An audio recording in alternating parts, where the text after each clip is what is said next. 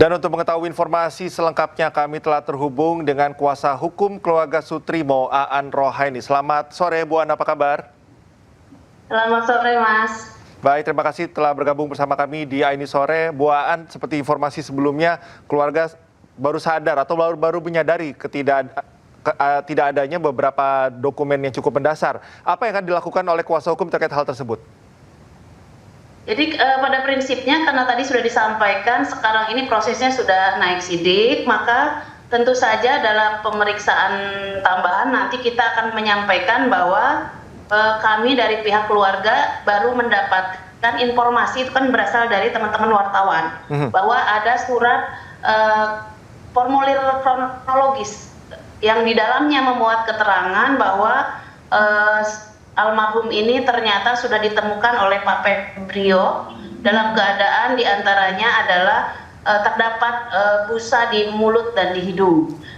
Nah, pihak keluarga kemarin kita sampai kaget semua karena kalau misalnya surat itu ada menjadi bagian dari dokumen yang diterima dari rumah sakit, tentu saja pihak keluarga pasti akan meminta penegak hukum untuk mengusut ini. Okay. Nah, namun demikian kami juga ada pertanyaan, apakah dokumen ini dokumen yang resmi, dokumen yang benar atau tidak? Itu akan kita sampaikan kepada penyidik karena saat ini yang berwenang untuk mengusut terkait dengan bukti-bukti itu adalah penyidik sendiri, gitu. Oke, untuk surat keterangan yang diberikan oleh atau didapatkan dari Febrio, apakah memang ada kesamaan data dengan beberapa dokumen yang sudah diterima?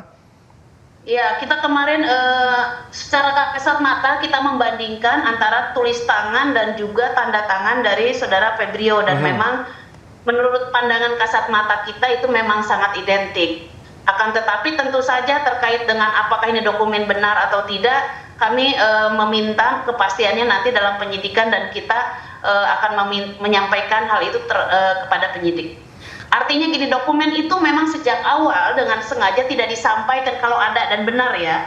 Dokumen itu tidak pernah disampaikan kepada keluarga. Oleh karenanya makanya keluarga dari dulu merasa baik-baik saja karena tidak ada bukti-bukti yang mencurigakan terkait dengan hasil pemeriksaan dari rumah sakit pada saat pengantaran jenazah.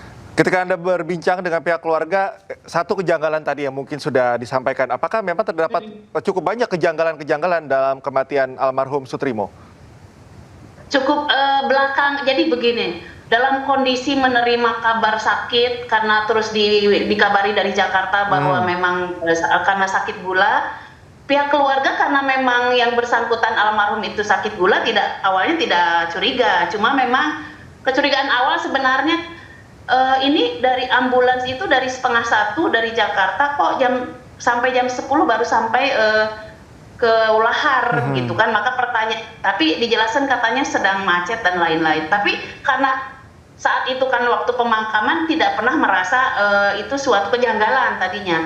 Lalu kemudian terkait dengan data tadi kan sudah disampaikan bahwa yang diterima hanya KTP, lalu uang santunan dan satu bundel data-data hasil pemeriksaan rumah sakit yang minus tadi ya, minus satu keterangan yang beredar di media massa gitu kan.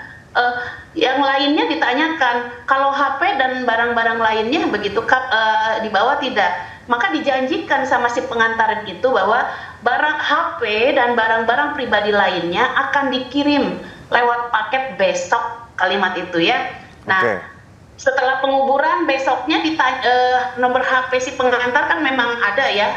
Begitu dihubungi sudah tidak aktif. Dari situ mulai ada kecurigaan dan sampai detik ini memang HP, dompet, barang-barang pribadi milik almarhum itu tidak pernah sampai ke keluarga. Oke. Jadi memang itu kalau kita bicara mengenai pertimbangan psikologis utama dan tentunya juga hukum, akhirnya keluarga melaporkan ini ke polisi, bahkan menyetujui adanya proses ekshumasi. Ya, terlebih begitu kan pasca beberapa hari lalu di media muncul beberapa informasi. Jujur saja kalau pihak keluarga kan begini, orang berpendidikan rata lah ya, orang desa dan lain-lain, ketika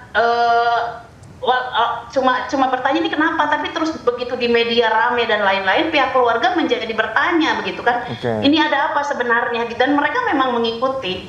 berita-berita dari teman-teman wartawan, tapi semakin tahu, semakin dalam, pihak keluarga itu semakin ketakutan. Kalau intimidasi tidak ada, tapi memang mereka menyadari bahwa posisinya hari ini itu berarti ini adalah kasus besar dan lain-lain. Kalau keluarga selalu menjawab bahwa kita sudah ikhlas, betul memang sudah ikhlas awalnya. Kenapa? Karena di dalam dokumen-dokumen yang diterima tidak ada satu kejanggalan.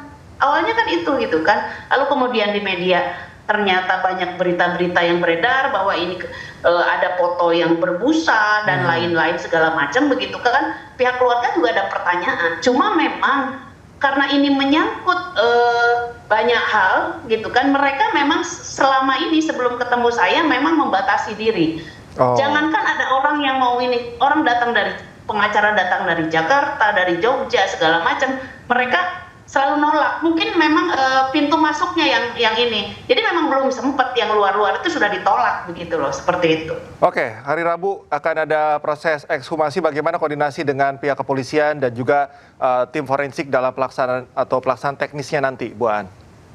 Ya, kalau kami terkait dengan tindakan ekshumasi, pada prinsipnya kan kami sudah memberikan surat pernyataan bahwa kami tidak akan menolak. Itu yang tulis tangan langsung dari keluarga, artinya clear dari pihak keluarga almarhum Sutrimo tidak akan ada penolakan. Dari pihak keamanan juga tadi sudah kontak baik dari Polresta Banyumas maupun dari Kabid Humas dari Polda Metro Jaya juga sudah kontak terkait dengan rencana ekshumasi besok. Pada prinsipnya saya ini juga sedang jalan ke Ulahar karena saya mengkoordinasi beberapa hal dengan keluarga. Pada prinsipnya kan begini, ini treatmentnya memang saya harus bolak-balik. Kemarin malah bolak-balik 2 kali. Artinya memang ini keluarga dalam posisi sangat rentan membutuhkan dukungan banyak orang. Dan kita pada prinsipnya tidak ada penolakan, persiapannya sebenarnya persiapan mental. Oke, Bu Aan, sebentar, maaf. Apakah memang diperlukan adanya tim forensik independen atau pendampingan dalam mengawal proses ekshumasi nanti? Kalau saya menyerahkan pada penyidik, karena prinsipnya kalau saya percaya bahwa penyidik Mabes Polri dari Polda Metro Jaya juga pasti memiliki kapasitas. Artinya kalau misalnya harus independen atau tidak, dari posisi kami sebagai keluarga mewakili keluarga korban, kami tidak ada pendapat. Oke, baik. Terima kasih Ibu Aan atas waktunya bersama kami di Ini Sore. Salam sehat selalu. Ke informasi selanjutnya, pemirsa, penyebab kematian orang dekat ex-Jampitsus Febri Adriansyah Sutrimo masih menjadi perhatian publik. Kuasa hukum keluarga Sutrimo, Pitra Romadoni, menyebut pelaporan ke polisi dilakukan agar tidak terjadi kesalahan informasi di tengah masyarakat. Sementara penasihat ahli Kapolri Arianto Sutadi mengatakan sejak awal terdapat kejanggalan pada kematian Sutrimo. Kemarin juga sebenarnya yang pertama buat laporan polisi itu adalah pihak kita. Karena kita membuat laporan polisi itu untuk membantu pihak keluarga, karena kan banyak tudingan-tudingan juga kepada keluarga yang ada menuduh keluarga menerima uang dan lain-lainnya.